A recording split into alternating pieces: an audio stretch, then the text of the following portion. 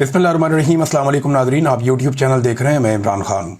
Nadreen, सैलाब की तबाहकारियाँ अभी जारी हैं, लेकिन अच्छी खबर यह है कि भारत के इलाके हिमाचल में कुछ बारिशें रुक गई हैं और मकबूजा कश्मीर में भी बारिशों में कमी की इत्तला आ रही है और आने वाले दिनों में ये बारिशें वहाँ मज़ीद नहीं होंगी। लेकिन पाकिस्तान के अंदर अभी बारिशों की इत्तला है कि यहाँ बारिशें होंगी, एक के बाद एक कोई ना कोई नई मुसीबत आ जाती है। लेकिन फ़िलहाल इस वक्त दरिया सतलुज में जो पानी दाखिल हो रहा है वो एक बड़ा रेला है और पानी बढ़ता चला जा रहा है। पाकिस्तान के जो एरियाज़ हैं, जंग का इलाका, टोबा टेक सिंह का इलाका और खानेवाल के इलाके, ये एक मुश्किल सूरत हाल में है। और इसके लिए जो सबसे बड़ी रीज़न है वो ये है कि बंद गलत तोड़े गए हैं, यानी जहाँ से बंद तोड़े गए वो ज़्यादती की है इंतज़ामिया ने, हुकूमत ने, और उसकी वजह से बहुत सारे इलाकों में लोगों को मुश्किलात का सामना है। कुछ लोगों के बागात बचा दिए गए, जागीरें बचा दी गई, फैक्ट्रियाँ मिलें बचा दी गई और गरीबों के इलाके डबो दिए गए। उसकी वजह से लोग खासे परेशान हैं। रावी के अंदर जो सूरत हाल है, पानी वहाँ बहुत ज़्यादा है, लेकिन इसके बावजूद पहले जैसी सूरत हाल अब रावी में नहीं है। पानी ज़्यादा ज़रूर है, लेकिन वो सैलाबी सूरत हाल जिस तरह एक शिद्दत के साथ सैलाब आ रहा था, इस वक्त वो वहाँ पे नहीं है। लेकिन दरिया सतलुज में इस वक्त एक बड़ा सैलाबी रेला आ रहा है और इंडिया ने बार बार उसके बारे में पाकिस्तान को खबरदार भी किया है। और जब भी कभी ये सतलुज में पानी बढ़ता है तो उसकी वजह से जो आपके जनूबी पंजाब के कुछ एरियाज़ हैं वो मुतासिर होते हैं। कसूर से लेकर मुजफ्फरगढ़ तक ये सारे एरियाज मुतासिर होते हैं। तीन जो पाकिस्तान के मशरकी दरिया है, इनमें सूरत हाल जो है वो ख़तरनाक है। एक चनाब है, फिर रावी है और उसके बाद सतलुज है। सतलुज में जो है वो ब्यास का पानी मज़ीद दाखिल होने भी जा रहा है। अब तक जो पाकिस्तान के सरकारी अदाद-ओ-शुमार हैं उनके मुताबिक 4000 से ज़्यादा आबादियाँ या गांव देहात जो हैं वो पानी के नीचे चले गए हैं, वो डूब गए हैं। कई इलाकों में पानी 10 फुट और इससे ज़्यादा भी गया। ये बहुत बड़े पैमाने पर सैलाबी पानी आया है और इसने बड़ी तबाहकारी की है। जो फसलें तबाह हुई हैं वो सिर्फ फसलें तबाह नहीं हुई, बल्कि उन ज़मीनों को भी बहुत नुकसान पहुंचा है। बेशतर इलाकों में जो ज़मीनें हैं उन्हें दोबारा काबिल काश्त करने में या तो बहुत मेहनत करनी पड़ेगी या वो काबिल काश्त नहीं रहेंगी। जहाँ पे ज़्यादा रेत आ गई है वो ज़मीनें काबिल काश्त नहीं रहेंगी। 35 लाख से ज़ायद अफराद पाकिस्तान में जो आदाद-ओ-शुमार दिए गए हैं सरकारी सतह पे, इस सारी सूरत हाल से मुतासिर हुए हैं। भारत और पाकिस्तान दोनों में जो अब तक लोग जाँ बहक हो चुके हैं उनकी तादाद 3000 से ज़ायद है। ये एक बहुत बड़ा मसला है, इसको संजीदगी के साथ पाकिस्तान को और भारत को देखना चाहिए।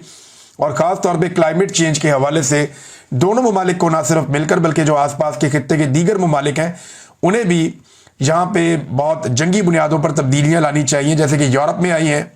बहुत सारे जो मगरबी ममालिक हैं वहाँ पे तब्दीलियाँ आई हैं। उन्होंने बड़े पैमाने पर प्लांटेशन की है, जंगलात की कटाई रोकी है और जो आलूदगी है उसके हवाले से कानून साजियाँ की हैं, बड़े सख्त इकदाम उठाए हैं। उसके बाद उन मुल्कों ने अपने आप को बहुत हद तक जो माहौलियाती तब्दीलियाँ उनसे महफूज किया है, आलूदगी से महफूज किया है। तो पाकिस्तान को, भारत को, बांग्लादेश को, अफगानिस्तान को और खित्ते के जो आसपास दीगर ममालिक हैं, ईरान को भी इसमें शामिल करें, इन तमाम ममालिक को बड़े पैमाने पर इस तरह के इकदाम उठाने पड़ेंगे। अफगानिस्तान में जो अभी जल्जला आया उसमें जो पहली इतला मैंने आपको दी थी उसमें 800 के करीब लोग जाँ बहक हुए थे और अब तादाद बढ़ते बढ़ते 2200 से ज़ायद हो गई है। ये इतना खौफनाक जल्जला था कि अब तक की इतला के मुताबिक 2200 से ज़ायद अफराद इस जल्जले के नतीजे में जाँ बहक हो गए हैं और लगातार अभी भी लाशें मलबे से निकाली जा रही हैं। ये अक़वाम मुत्तहिदा ने पाकिस्तान से एक दरख्वास्त की है कि जो अफ़गानों की बेदखली की जा रही है, पाकिस्तान से उन्हें निकाला जा रहा है कि वो अपने मुल्क वापस पहुँचे और ज़बरदस्ती भी की जा रही है, तो इस सिलसिले को अभी फ़िलहाल रोक दिया जाए क्योंकि वहाँ पे बड़े मुश्किल सूरत हाल है। इसमें अगर नए लोगों को वहाँ भिजवाया जाएगा तो मुश्किलात बढ़ेंगी। लिहाजा ये खैबर पख्तूनख्वा की हुकूमत ने भी ये बात की है, अक़वाम मुत्तहिदा ने भी ये बात की है। पाकिस्तान ने अफ़गानिस्तान में अब इमदाद भी भिजवा दी है, इमदादी सामान भिजवाया है। भरपूर मदद करनी चाहिए अफ़गानिस्तान की, अपने हमसाया मुल्क की। हमारा ब्रादर इस्लामी मुल्क भी है, तो जितनी पाकिस्तान मदद करे उतनी कम है। पाकिस्तानियों को पूरी शिद्दत के साथ अपने अफ़गान भाइयों के साथ खड़े होना चाहिए क्योंकि हमारा जीना मरना एक साथ है। हम बिल्कुल साथ साथ रहते हैं, एक दूसरे के अच्छे हमसाए बन के ज़िंदगी गुजारेंगे तो हम लोगों के लिए आसान रहेगा। नाज़रीन, जहाँ तक फ्लड्स की मैं बात कर रहा था तो मैं याद दिला दूँ आपको कि आज के दिन में हम यहाँ मैनचेस्टर में, बरतानिया का शहर है मैनचेस्टर, और जहाँ पे माए नवाब रेस्टोरेंट जो स्टॉकपोर्ट रोड पे है, शाम 7 बजे से लेकर 9:30 बजे तक, 10 बजे तक हम लोग फंड रेजिंग करेंगे सैलाब मुतासरीन के लिए। ہم سب اپنے اپنے طور پہ جو کچھ کر سکیں گے وہ ہم کریں گے. یہاں بڑے اچھے لوگ ہیں, بڑا شاندار ماضی میں وہ کام کرتے رہے ہیں. ان لوگوں نے دنیا کے کئی ملکوں میں کام کیا ہے. بڑی اچھی NGO ہے ہوپ فار مین کائنڈ, ان کے ساتھ مل کر ہم کام کر رہے ہیں. میں امید کرتا ہوں کہ پاکستان میں ہم پاکستانیوں کے دکھ کو بانٹنے میں اپنا رول پلے کریں گے اور ہم کچھ ایسا کر پائیں گے جس سے سب کا نہیں تو بہت سارے لوگوں کا ہم دکھ اور درد بانٹ پائیں. اس سے پہلے 2022 میں ہم نے اپنے طور پہ کوشش کی تھی, اب ہم 2025 میں پھر سیلاب آ گیا ہے, اپنی پوری کوشش کریں گے. پاکستان میں بہت سارے دوستوں کو میں نے ایکٹیو کیا ہے اور آپ کو آنے والے دنوں میں وہ ساری ایکٹیویٹی نظر آئے گی جو ہم اپنے سیلاب متاثرین بہن بھائیوں کے لیے کرنے جا رہے ہیں. تو میری گزارش ہے جو لوگ یہاں پہ موجود ہیں مانچسٹر میں اور آس پاس, یہ لوگ تیاری کر لیں اور شام کو 7 بجے سے لے کے 10 بجے تک ہم سب اکٹھے ہوں گے اور پاکستانیوں کی مدد کے لیے فنڈ ریزنگ کریں گے. تو آپ سب اس کا حصہ بنیے اور اپنا کردار ادا کیجیے. اللہ تعالیٰ آپ سب کی ایفرٹ کو قبول فرمائے. اس کے بعد اتوار کو ہم لوگ بریڈ فورڈ میں, یہ اس کو منی پاکستان بھی کہتے ہیں, بہت بڑی تعداد میں پاکستانی وہاں پہ رہتے ہیں, تو بریڈ فورڈ میں جو وینیو ہے اس کا اعلان کر دوں گا نیکسٹ ویلاگ میں یا اس سے اگلے ویلاگ میں. تو بریڈ فورڈ میں ہم ایک پروگرام کرنے جا رہے ہیں اتوار والے دن, اسی طرح شام کو 6-7 بجے سے لے کر رات 9 بجے تک, تقریباً 10 بجے تک ہم وہاں پہ بھی ایک پروگرام کریں گے. اتوار ہے تو ہم کوشش کریں گے کہ 6 بجے شروع کریں اور 9 بجے ختم کریں. تو وہاں جو ہے پاکستانیوں سے اپیل ہے بریڈ فورڈ میں وہ وہاں پہ آئیں اور آ کر سیلاب متاثرین کی مدد کریں اور اس سلسلے کا حصہ بنیں. تو یہ ناظرین فلڈز کے حوالے سے ہماری ایک درخواست ہے پاکستانیوں سے, اور پاکستان میں میری بہت سارے پاکستانیوں سے جو لوگ میرے ساتھ پہلے کام کر رہے تھے وہ بھی, اور جو نئے لوگ والنٹیئر کرنا چاہتے ہیں ان لوگوں سے درخواست ہے کہ ہماری ٹیم کا حصہ بنے. اور آنے والے دنوں میں ہم کچھ نمبرز بھی دیں گے, کچھ لوگوں سے رابطہ بھی کروائیں گے اور اپنی ٹیم کو بڑا کریں گے, کیونکہ بڑی مصیبت ہے اور اس سے آپ 1-2-4 دن میں نمٹ نہیں سکتے. یہ معاملہ مہینوں تک چلے گا اور کئی مہینوں تک آپ کو مدد کرنی پڑے گی. یہاں پہ جانوروں کو جو ہے وہ چارہ چاہیے, انسانوں کو جو ہے وہ سائبان چاہیے, پہلے شیلٹر دیا جائے, بستر دیے جائے, سہولیات دی جائے, کھانا دیا جائے, پھر راشن دیا جائے تاکہ وہ خود پکا سکیں. جانوروں کو اور انسانوں کو زندہ رکھنا پہلا چیلنج ہے. اس کے بعد جب ان کو واپس ان کی زمینیں مل جائیں تو انہیں کھاد فراہم کی جائے, انہیں بیج فراہم کیا جائے فری آف کاسٹ, تاکہ یہ دوبارہ سے فصلیں لگا سکیں.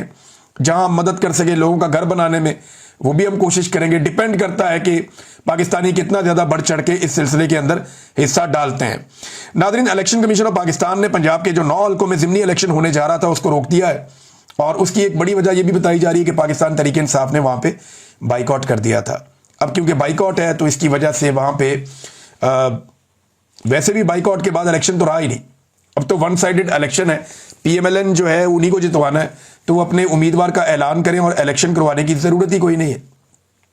بس صرف اعلان کر دیں کہ یہ ہمارا امیدوار ہے اور الیکشن کمیشن کو چاہیے اس کو نوٹیفائی کر دے کہ یہ میں نے بن گیا. الیکشن کی تو ضرورت ہی نہیں ہے. یعنی اگر 10 ووٹوں کے مقابلے میں 1000 ووٹ بھی پڑ جائے پاکستان تحریک انصاف کو تو جیتنا تو 10 ووٹوں والے نے. یہ تو الیکشن کمیشن آف پاکستان کا اور پاکستان کی اسٹیبلشمنٹ کا طے شدہ فارمولہ ہے. ایک بھی ضمنی الیکشن انہوں نے تحریک انصاف کو نہیں جیتنے دیا. تو طے شدہ فارمولے کے مطابق اگر 1 لاکھ ووٹ بھی پاکستان تحریک انصاف کا بندہ لیتا ہے تو اس کے مقابلے میں 5000 ووٹ لینے والا PMLN کا جیت جائے گا. یہ تو سیٹ پیٹرن ہے اور یہ ضد ہے پاکستان کی ملٹری اسٹیبلشمنٹ کی اور پاکستان کی جو اس وقت الیکشن کمیشن کے اندر بیٹھی ہوئی شخصیات ہیں ان کی, اور وہ یہی کر رہے ہیں. ہم یہ بار بار ہوتا ہوا بھی دیکھ رہے ہیں. ملتان میں ناظرین سیلاب سے بہت تباہی آئی, میں آپ کو یہ بتانا بھول گیا. وہاں پہ بہت سارے آموں کے باغات, بہت ساری فصلیں, کھیت, لوگوں کی آبادیاں جو زیادہ بلندی پر نہیں تھیں وہ ڈوب گئی ہیں. بہت نقصان ہوا ملتان میں. اس کے علاوہ جو مظفر گڑھ کا علاقہ ہے وہاں پہ لگاتار نقصان ہو رہا ہے. ایک اور میں نے آپ کو ایریا بتایا تھا دریائے توی کے اس طرف, تو وہاں اب کچھ ٹیمیں ہماری پہنچی, انہوں نے بتایا کہ واقعی وہاں پہ حالات خراب ہیں اور ابھی تک وہاں حکومت کی رسائی نہیں ہے. بیشتر علاقوں میں حکومت نے کوئی کام نہیں کیا. حکومت کی کیپیسٹی بھی کم ہوتی ہے, لیکن یہاں پہ اس حکومت کی کیپیسٹی کم ہونے کے باوجود انہوں نے کام کیا ہی نہیں. دیکھیں حکومت کرتی کیا, حکومت کا طریقہ کار یہ ہوتا ہے کہ آپ کی جتنی کم کیپیسٹی ہے آپ اس کے اندر زیادہ کام کرنے کی کوشش کرتے ہیں, پہلی چیز. دوسرا, آپ اپریشیٹ کرتے ہیں باقی سارے گروپوں کو, NGOs کو اور تمام لوگوں کو, عوام کو, کہ آپ آئیں اور آ کر آپ اس کار خیر میں اپنا حصہ ڈالیں. حکومت کو اس سے کوئی سروکار نہیں ہوتا کہ کس کا تصویر لگ رہا ہے, کس کا نعرہ لگ رہا ہے, کیا ہو رہا ہے. حکومت یہ دیکھتی ہے کہ فیسیلیٹیٹ کیا جائے عوام کو. عوام کو کھانا ملنا چاہیے, شیلٹر ملنا چاہیے, ان کا خیال رکھا جانا چاہیے, جانوروں کو بچایا جائے, میڈیکل کیمپس لگنے چاہیے. تو حکومت ہمیشہ فیسیلیٹیٹ کرتی ہے تمام تنظیموں کو. ماضی میں ہم یہ ہوتا ہوا دیکھتے بھی رہے. لیکن اس مرتبہ ہم عجیب چیز یہ دیکھ رہے ہیں کہ حکومت نہ صرف خود کام نہیں کر پا رہی، وسائل تو محدود ہیں لیکن قابلیت بھی نہیں ہے، حکومت خود کام نہیں کر پا رہی، اور جو لوگ کام کرنے کے لیے آ رہے ہیں ان کو بھی منع کر رہی ہے، ان کو روک رہی ہے کہ اگر کام کرنا ہے تو حکومت آپ کو بتائے گی کیا کرنا ہے، اور حکومت جو ہے اس کے اندر اہلیت ہے نہیں۔ پھر وہ چاہتے ہیں زبردستی فوٹو لگایا جائے مریم نواز کا، اب اس کو لوگ پسند نہیں کرتے، تو اس ایک ضد کی وجہ سے انہوں نے کافی زیادہ لوگوں کو، این جی اوز کو، جو فلاحی کام کرنے والے ادارے ہیں انہیں مایوس کیا اور ان کو پریشانی میں ڈالا۔ خاص طور پہ وہ ادارے جو بیچارے چھوٹے ادارے ہیں، چھوٹے پیمانے پہ کام کرتے ہیں، ان کو تو انہوں نے بہت زیادہ پریشان کیا ہے۔ ناظرین، موجودہ نظام کے بارے میں نواز شریف صاحب کیا کہتے ہیں، یہ بڑے مزیدار انکشافات ہیں جو خواجہ آصف صاحب نے کیے ہیں۔ خواجہ آصف صاحب کہتے ہیں کہ میاں نواز شریف صاحب جو ہے نظام کے تسلسل سے بالکل متفق ہیں، اور اس جو ہائیبرڈ نظام ہے اس میں نواز شریف صاحب کو کسی قسم کا کوئی اعتراض نہیں ہے۔ دیکھیں، اب وہ لوگ جو یہ چورن بیچتے ہیں کہ نواز شریف کے اندر لاوا پاٹنے والا ہے، وہ لوگ جو یہ کہتے ہیں کہ نواز شریف صاحب جو ہیں وہ اپنے دل میں راز چھپا کے بیٹھے ہیں، وہ یہ کر دیں گے، وہ کر دیں گے، آنے والے دنوں میں وہ متحرک ہو جائیں گے، وہ بہت ساری چیزوں سے پردہ اٹھانے والے ہیں، وہ سارے لوگ ذرا سوچیں کہ نواز شریف صاحب خواجہ آصف صاحب سے کیا کہلوا رہے ہیں۔ خواجہ آصف بتا رہے ہیں کہ نواز شریف صاحب بالکل راضی ہیں، بالکل مطمئن ہیں اور بالکل متفق ہیں جو اس وقت ہائیبرڈ نظام چل رہا ہے اس سے۔ ہائیبرڈ نظام کہتے ہیں دوگلے کا، ہائیبرڈ کا جو مطلب ہوتا ہے وہ دوگلا ہوتا ہے، تو ایک دوگلا نظام چل رہا ہے پاکستان میں، یعنی سٹیئرنگ پہ کوئی اور بیٹھا ہوا ہے اور پیچھے سے سٹیئرنگ کو ہلا کوئی اور رہا ہے۔ کٹ پتلی حکومت چل رہی ہے پاکستان میں، ان کی ڈوریاں کسی اور کے ہاتھ میں ہیں، وہ سب جانتے ہیں ملٹری اسٹیبلشمنٹ کے ہاتھ میں۔ تو نواز شریف صاحب اس سے خوش ہیں، راضی ہیں، انہیں کوئی دقت یا پریشانی نہیں ہے، خواجہ آصف صاحب نے یہ بتایا۔ اب اس میں سوال کیا گیا اینکر کی جانب سے کہ کیا نواز شریف گیو اپ کر چکے ہیں کیونکہ ووٹ سے عمران خان کا مقابلہ کرنا مشکل ہے۔ تو اس پہ خواجہ آصف کہتے ہیں کہ معیشت، فوج، خارجہ پالیسی کامیاب چل رہی ہیں تو ایک چیز کے لیے دوسری چیز کو وقتی طور پر پیچھے چھوڑا جا سکتا ہے۔ یعنی ان کا کہنے کا مطلب یہ ہے کہ معیشت بھی ٹھیک چل رہی ہے، فوج بھی ٹھیک چل رہی ہے، خارجہ پالیسی بھی ٹھیک چل رہی ہے، لہذا اگر سیاست ٹھیک نہیں چل رہی ہے، لوگ ہمیں پیار نہیں کر رہے تو دفع کرو فی الحال۔ یا جو سویلین سپرمیسی یا ووٹ کو عزت دو کا نعرہ تھا، اگر ہم اس کی عزت نہیں کر رہے تو دفع کریں فی الحال، یہ چیزیں چلنے دیں۔ تو ان تینوں چیزوں پہ ہم بات کر لیتے ہیں۔ نمبر ایک تو معیشت پاکستان کی جیسے چل رہی ہے پورا پاکستان جانتا ہے، کسی آدمی کا کاروبار نہیں چل رہا، کوئی پاکستان کے اندر سرمایہ کاری کرنے کو تیار نہیں ہے۔ پاکستان کے اندر جن لوگوں کا کاروبار تھا وہ بھی ٹھپ ہو گیا، کسان کی معیشت برباد ہو گئی۔ پاکستان میں غربت کی شرح جو ہے وہ لگ بھگ 50% تک پہنچنے والی ہے، اس سیلاب کے بعد تو اس سے بھی زیادہ بڑھ جائے گی۔ بے روزگاری کی شرح پاکستان میں بڑھ گئی ہے، لوگ پاکستان چھوڑ کر باہر جا رہے ہیں، تو معیشت تو ٹھپ ہے، سب جانتے ہیں، کک نہیں انہوں نے معیشت کا کیا۔ تو ایک چیز تو یہ ہے۔ فوج کے بارے میں انہوں نے کہا فوج ٹھیک چل رہی ہے، صحیح سمت میں کامیابی جا رہی ہے وہاں پہ۔ فوج کی واحد کامیابی جو ہے وہ پاکستان ایئر فورس نے انڈیا کے طیارے گرائے، یہ بڑی کامیابی، چھوٹی بات نہیں ہے، اس پہ جتنا اپریشیٹ کیا جائے وہ اچھی بات ہے۔ لیکن فوج اور عوام کے بیچ میں جو خلیج پیدا ہوئی ہے اس سارے ہائیبرڈ نظام کی وجہ سے، اس کی بھروائی اب نہیں ہو سکتی۔ خواجہ آصف صاحب شاید یہ بات بھول گئے۔ ہاں، فوج اگر مریم نواز صاحبہ کے بینر اور پوسٹر لگا رہی ہے پھر تو اگر آپ اس کو کہتے ہیں کہ وہ ٹھیک چل رہی ہے تو پھر تو ٹھیک چل رہی ہے، لیکن اگر آپ یہ کہتے ہیں کہ فوج اور عوام کے درمیان ایک مضبوط اور مربوط رشتہ آج بھی قائم ہے تو یہ آپ کی غلط فہمی ہے، ایسا نہیں ہے۔ بطور ادارہ فوج کو نقصان ہوا ہے ملٹری اسٹیبلشمنٹ کی جو ایک ہائیبرڈ پالیسی ہے اس کی وجہ سے، جو ان کی سیاست میں مداخلت ہوئی ہے اور غلط مداخلت ہوئی ہے، اس کی وجہ سے فوج کو بطور ادارہ عوام کے ساتھ ان کی دوریاں پیدا ہوئی ہیں۔ ہاں، مریم نواز کے بینر لگا کے انہوں نے آپ کے لیے شاید اچھا ہو، لیکن پبلک کے لیے اور فوج کے لیے مجھے نہیں لگتا یہ اچھا ہے۔ خارجہ پالیسی میں خواجہ صاحب نے کہا تیسرا کہ وہاں کامیابی ہوئی ہے، تو خارجہ پالیسی میں تو کامیابی یہ ہے کہ ملاقاتیں آپ کی سب سے ہو جاتی ہے، ایک ایٹمی ملک ہے پاکستان تو ملاقاتیں تو ہو جاتی ہیں، پھر ہماری لوکیشن ایسی ہے کہ ہماری امپورٹنس رہتی ہے تو ملاقاتیں ہو جاتی ہیں۔ لیکن ان ملاقاتوں کا نتیجہ کیا ہے؟ کیا پاکستان میں سرمایہ کاری آ رہی ہے؟ کیا وہ ممالک پاکستان میں بڑے پیمانے پر سرمایہ کاری کر رہے ہیں؟ تو ایسا نہیں ہو رہا۔ تو خارجہ پالیسی اگر آپ کی اچھی ہے بھی، آپ کی تصاویر اور ویڈیوز بن رہی ہیں اور آپ ان کو انجوائے کر رہے ہیں، لیکن ان کا کوئی فائدہ پاکستان میں نہیں آ رہا، الٹا جن کو آپ مل رہے ہیں ان کو آپ فائدہ دے رہے ہیں، جیسا کہ آپ نے ابھی ایک فائدہ دیا آذربائیجان کی ایک کمپنی کو، $300 ملین کا وہ یہاں پہ لگائیں گے، پھر آپ نے ان کے ساتھ آئی پی پی طرز کا ایک معاہدہ کر لیا کہ کام ہو یا نہ ہو ہم آپ کو پیسہ دیتے رہیں گے اور ڈالرز کے اندر دیں گے۔ یہ جو ایک معاہدہ اور کیا ہے ایک آذربائیجان کی کمپنی کے ساتھ، تو فائدہ تو ان کو ہو گیا۔ ہم تو سن رہے تھے سرمایہ کاری ہمارے ملک میں آئے گی، الٹا فائدہ ان کو ہو گیا. تو یہ قوم کو چونا لگانے والی بات ہے اور اس کے علاوہ کچھ نہیں ہے. خواجہ آصف نے ایک اور کام کیا, یہ میں آپ کو پڑھ کے سناتا ہوں. کیونکہ ایک تقریب میں خطاب کیا جسٹس اطہر من اللہ صاحب نے, ان پہ ہمیں بہت سارے اعتراضات بھی ہیں. انہوں نے بہت ساری جگہوں پہ ماضی میں ایسی پالیسی رکھی کہ یہ ایک قدم پیچھے ہٹ جاتے تھے, اور جہاں پہ انصاف دینا چاہیے تھا, شدت سے کھڑے ہونا چاہیے تھا, وہاں پہ یہ جج بھی نہیں کھڑے ہوئے, کچھ اور جج صاحبان ہیں وہ بھی نہیں کھڑے ہوئے. اور آج وہ سارے جج صاحبان پچھتا رہے ہیں کہ اگر یہ اس وقت کھڑے ہو جاتے تو آج عدلیہ کی یہ درگت نہ بنتی, یہ حالت نہ ہوتی. تو انہوں نے جو تقریر کی اطہر من اللہ صاحب نے, انہوں نے اس تقریر میں زیادہ تر ٹائم دو جگہ پہ تنقید کی. ایک انہوں نے اسٹیبلشمنٹ پہ تنقید کی, دوسرا انہوں نے عدلیہ پہ تنقید کی کہ عدلیہ اپنا کام نہیں کر پا رہی, انصاف نہیں دے پا رہی. انہوں نے اپنے ہی ادارے کے اوپر بار بار تنقید کی. اور دوسرا اسٹیبلشمنٹ پہ جس طرح وہ باتیں کر رہے تھے, تو اسٹیبلشمنٹ پہ ایک تنقید تھی جیسے ملک کے ساتھ جو کچھ انہوں نے ماضی میں کیا, تو ان کی ساری تنقید اسٹیبلشمنٹ اور عدلیہ پہ تھی. لیکن خواجہ آصف صاحب نے یہاں پہ دیکھیں ٹویٹ میں کیا لکھا. اطہر من اللہ کو جسٹس بھی نہیں لکھا, صاحب بھی نہیں لکھا. اطہر من اللہ کو یہ فرمانے سے پہلے ماضی کو یاد رکھنا چاہیے.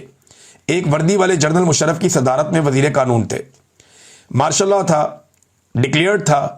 ہم سیاستدان اگر غلطی کرتے ہیں تو یاد رکھتے ہیں کہ لوگ یاد دلائیں گے.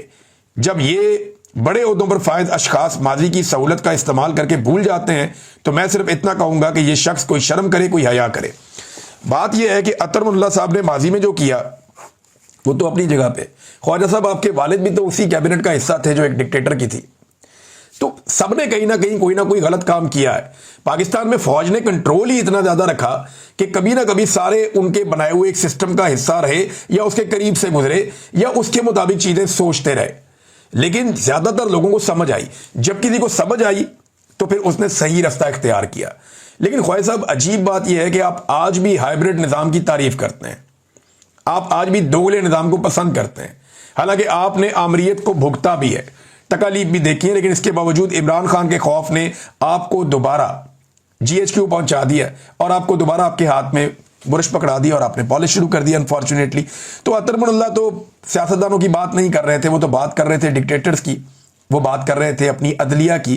لیکن خواجہ صاحب کو آج کل کیونکہ بڑا ان کو ادارے سے پیار ہے اور آج کل وہ ایک ڈکٹیٹرشپ کو پسند کرنے والے شخص بنے ہوئے ہیں, لہذا انہوں نے پھر جواب دیا بجائے اس کے کہ ڈکٹیٹرز اس کا جواب دیتے. اس کا جواب خواجہ آصف نے خود دیا ہے. ناظرین, چینی میں کس کس نے پیسہ کمایا ہے, بڑی انٹرسٹنگ ایک رپورٹ آئی ہے میرے پاس. اس میں جو چینی پاکستان سے باہر ایکسپورٹ کی گئی اس میں سب سے زیادہ پیسہ جو کمایا وہ شریف خاندان نے کمایا. یہ حمزہ شہباز, نصرت شہباز اور سلمان شہباز, یہ شہباز شریف کے بچے اور بیوی ہیں. یہ جو چینی ایکسپورٹ کی گئی, ان کی شوگر مل نے 2 ارب 41 کروڑ روپے سے زائد مالیت کی چینی جو ہے وہ ایکسپورٹ کی تھی. اچھا جی, اس کے بعد حمزہ شہباز, نصرت شہباز کی ایک اور العربیہ شوگر مل ہے, وہاں سے بھی شوگر ایکسپورٹ ہوئی تھی اور انہوں نے 1 ارب اور 20 کروڑ روپے کی شوگر ایک اور ایکسپورٹ کی. دیکھیں کتنا پیسہ بنایا. نواز شریف اور شہباز شریف کے بھتیجے ہیں اور یہ ان کے ایک بھائی ہوتے تھے میاں صاحب کے, عباس شریف صاحب, ان کے 2 بیٹے ہیں. ان کی ایک مل ہے چودھری شوگر مل, اور اس شوگر مل نے 1 ارب 49 کروڑ روپے کی چینی ایکسپورٹ کی ہے. سارا فائدہ ان کے اپنے خاندانوں کے پاس. زرداری صاحب کے اومنی گروپ کے ایک دوست ہیں خواجہ عبد الغنی مجید, یہ ٹنڈوالا یار شوگر مل سے انہوں نے جو 91 کروڑ 70 لاکھ روپے کی چینی جو ہے وہ ایکسپورٹ کی تھی. زرداری صاحب کے ایک اور دوست ہیں, ان کا نام ہے ذکا اشرف, ان کی شوگر مل نے 1 ارب 67 کروڑ روپے مالیت کی 11,317 میٹرک ٹن چینی ایکسپورٹ کی ہے. یہ اشرف شوگر مل اس کا نام ہے. چودھری شجاعت حسین, یہ بھی حکومت کے قریبی لوگ ہیں, طاقتور لوگ ہیں. اچھا, انہوں نے چینی لیکن ایکسپورٹ نہیں کی اس عرصے میں. مونس سلائی, ان کی مل نے 3 ارب 33 کروڑ روپے مالیت کی 21,874 ٹن چینی ایکسپورٹ کی ہے. یہ مونس سلائی اور میاں عامر محمود جو ہے یہ اس میں پارٹنر ہیں.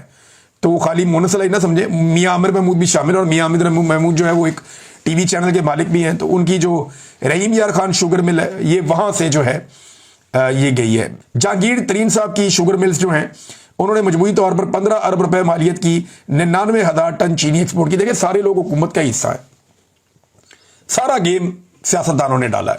اور پیسہ بنایا انہوں نے اس کے اندر. دیکھ لیں آپ ناظرین. ملک ریاض کا جو مال آف اسلام آباد ہے اس کو ابھی نیلام کرنے کی تیاری ہو رہی تھی. معاملہ چلا گیا عدالت میں. وہاں پہ ملک ریاض کے وکیلوں نے, اور وہ آگے ملک ریاض کے وکیل تو نہیں تھے, وہ جو اس کے اندر رہتے ہیں لوگ جن کے پاس وہاں ملکیت ہے, انہوں نے آ کر کہا جی ہم نے تو خریدے ہوئے ہیں, یہ آپ ہمارے پہ کس بات کی سزا دے رہے ہیں ہمیں. اگر ملک ریاض کی چیزوں کو آپ نے قابو کرنا ہے تو بیریا ٹاؤن میں بلاول ہاؤس ہے, اس پہ بڑے کہے لگے عدالت کے اندر. انہوں نے کہا جی ان کے نام پہ جا کے وہ آپ پکڑے اور پکڑ کے اس کو سیل کر دیں, لیکن بلاول ہاؤس کی طرف کوئی نہیں جائے گا. فی الحال یہ معاملہ جو ہے وہ سٹے ہو گیا میرے خیال میں, اور یہ معاملہ بھی آگے فی الحال اس طرح نہیں بڑھے گا. ایک اور خبر ہے ناظرین چھوٹی سی, اور خبر یہ ہے کہ سنی اتحاد کونسل کے ابھی تک, یا وہ پاکستان تحریک انصاف کے حمایت یافتہ جو امیدوار تھے, ان میں سے ابھی تک 25 لوگ ایسے ہیں جنہوں نے استعفے نہیں دیے. یعنی عمران خان صاحب نے کہا تھا کہ استعفے دے دو, لیکن انہوں نے ابھی تک استعفے نہیں دیے.